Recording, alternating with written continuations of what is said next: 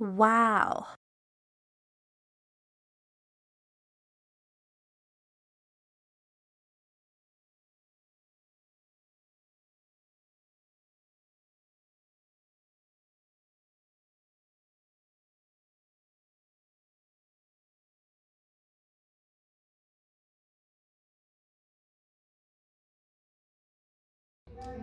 Hello mga kamigo yan. At meron tayo ritong 3/4 na beef.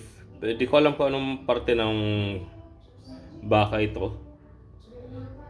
Pero nakalagay kasi doon pwede pang mechado eh. Pero ang gagawin natin hindi mechado. Ang lulutuin po natin ngayon ay kaldereta. Yan. Tapos yan, 3/4 lang yan, 3/4. Tapos meron tayong garlic. I-marinate muna natin to ng itong karne.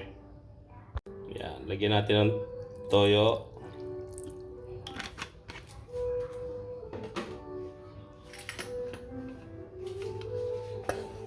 Yan, garlic.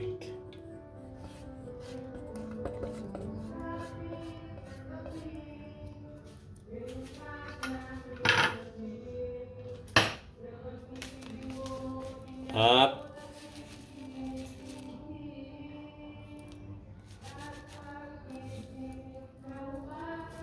ground pepper. Yan. Tapos marinate na natin to ng mga 30 minutes to 1 hour. Tapos tsaka natin lulutuin. Painit tayo ng... Ang gamit ko yung pressure cooker. Tapos lagyan natin ng konting mantika.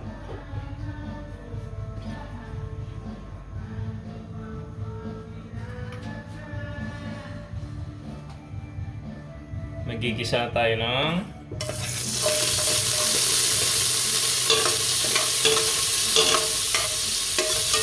sibuyas. Tapos lagyan na natin tong kamatis. 4 na pirasong kamatis ginamit ko.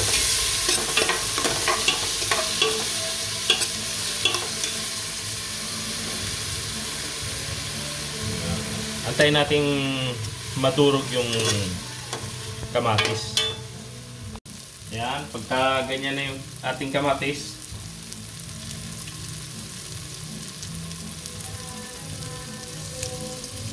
lagyan natin ng tomato paste.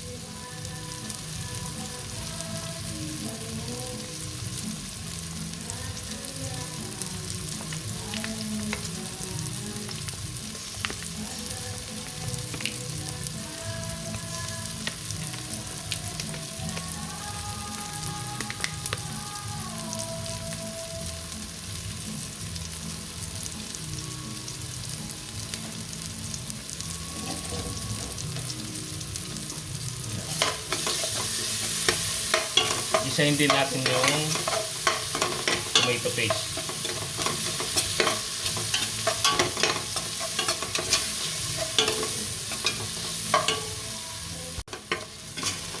At ito na. After nating mag-isa yung tomato paste, lagay na natin yung minarinate natin na beef.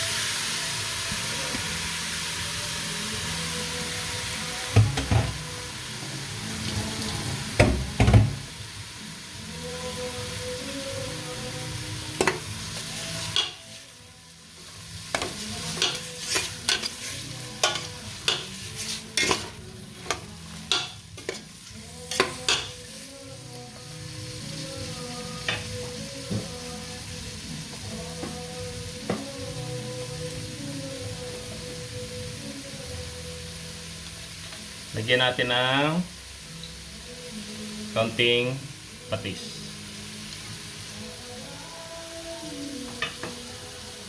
For umami. Yeah.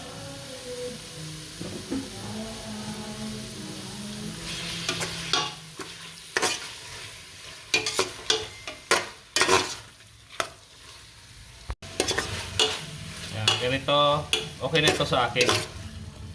Yung ganitong gisa-gisa lang muna. Yan, pagka okay na sa inyo, lagyan natin ng tubig.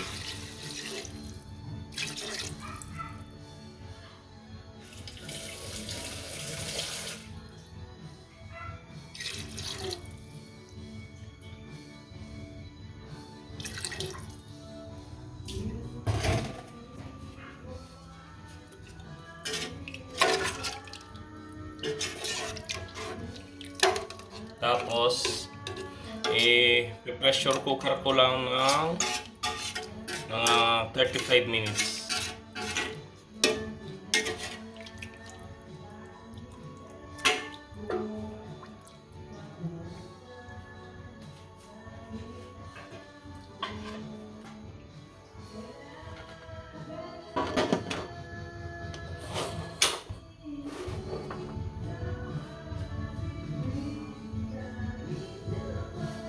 Pagka sumipol na siya, tsaka natin siya i-low fire. Ngayon, tinasa natin yung apoy. Nilakasan natin. Yan, pagka sumipol na siya, papahinaan lang natin yung apoy. Tapos dyan tayo magsisimula ng 35 minutes natin na papapalambot dun sa karne. Yan, after 35 minutes, i-off na natin yung ano. Tapos, tanggalin natin muna ng pressure yung loob ng pressure cooker.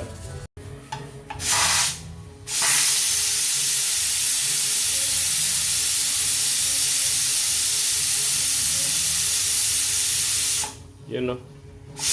Bango ng amoy.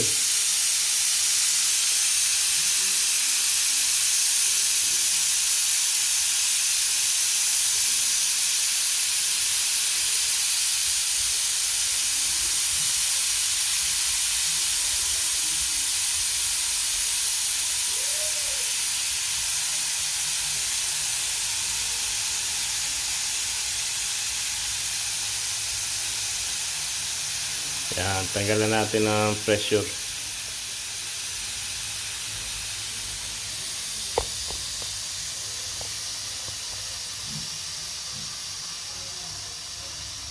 Yan. Yan na siya ngayon. Mausok.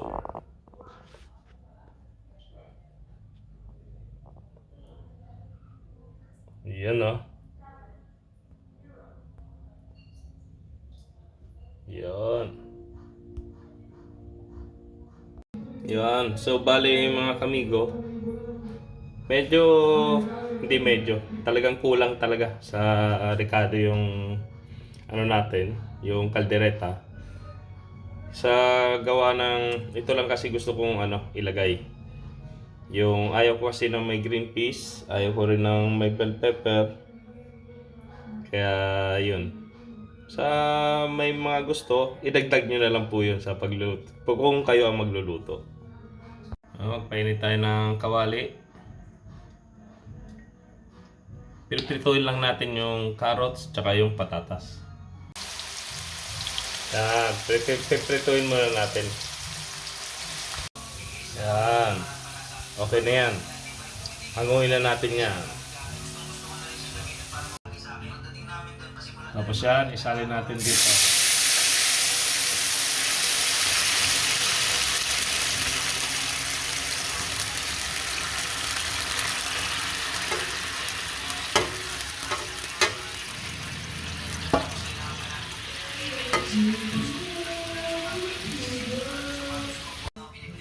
Yan, isalin natin. Pwede natin itong ilagay.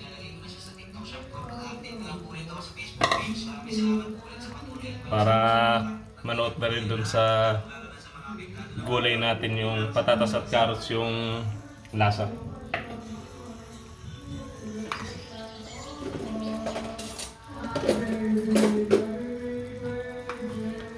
Tapos meron tayong yan, Reno liver spread. Lagyan na natin.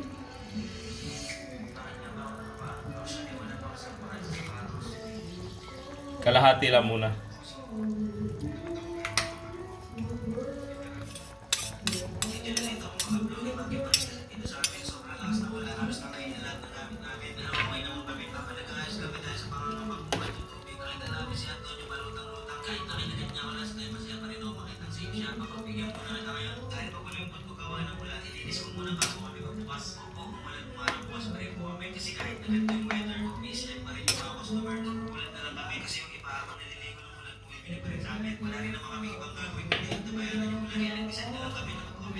Busin na natin.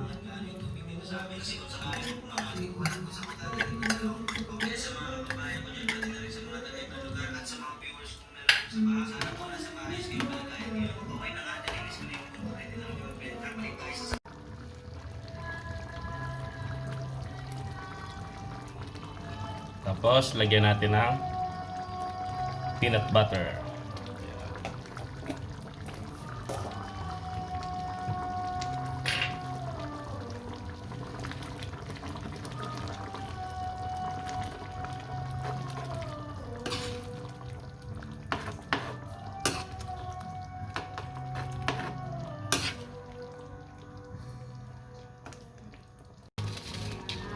Lagyan natin ng brown sugar pang balanse lang doon sa lasa. Kasi yung alat at asim niya sakto na sa akin.